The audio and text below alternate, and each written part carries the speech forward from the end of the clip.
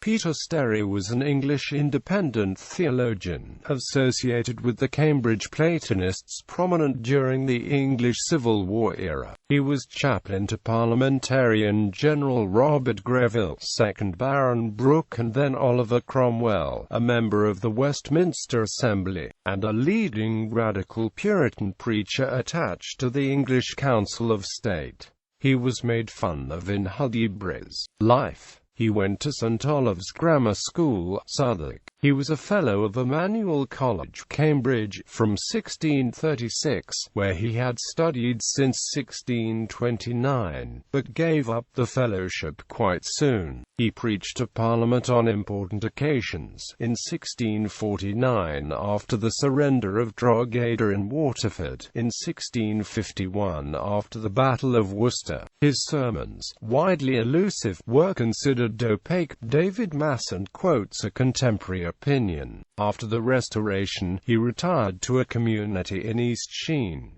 He took part in preaching, for example at Hackney and conventicles. He is commemorated by a stained-glass window in the chapel of Emmanuel College, which has an archive of unpublished writings. Views described as a Platonizing Puritan, as well as a Beminist. He was a follower of leading Cambridge Platonist Benjamin Whichcote. As a mystic, he spoke of hidden music.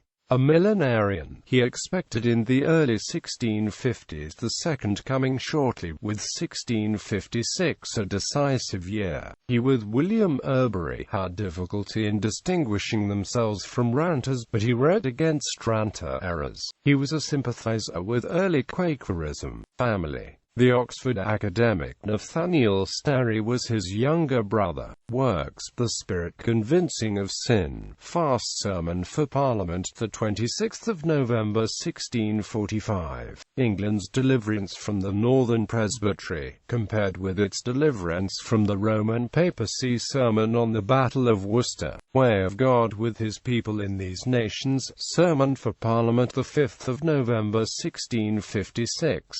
Free Grace Exalted, a discourse of the freedom of the will, the rise, race, and royalty of the kingdom of God in the soul. The appearance of God to man in the Gospel.